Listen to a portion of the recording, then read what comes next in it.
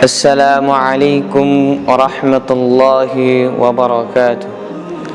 الحمد لله وحده والصلاة والسلام على من لا نبي بعده أما بعد. আমার নাম শুআইব হাসান। আমি মারকাজুস সুন্নাহ সালাফি মাদ্রাসার কিতাব বিভাগের একজন ছাত্র। আজকে আমি আপনাদের সামনে একটি হাদিস পাঠ করব ইনশাআল্লাহ। عن عائشة رضي الله عنها أن النبي صلى الله عليه وسلم قال إن الرفق لا يكون في شيء إلا زانه ولا ينزع من شيء إلا شانه.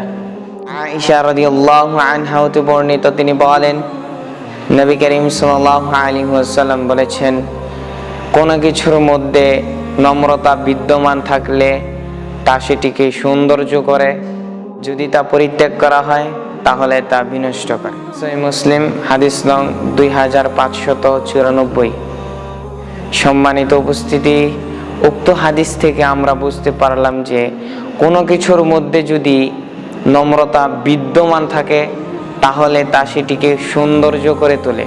অতএব কারো ভিতরে যদি নম্রতা ভদ্রতা থাকে তাহলে তার আশপাশে যারা আছে তারা তাকে সম্মান করে, তাকে ভালোবাসে, তার কথা শুনে, তার আনুগত্য করে।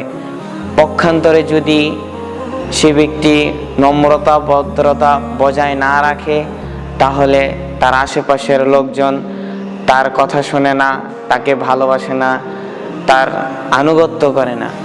অতএব আল্লাহ তাআলা যেন আমাদেরকে নম্রতা ভদ্রতা বজায় রেখে জীবন যাপন করার তৌফিক দান করেন। সকলে বলি আল্লাহুম্মা আমিন।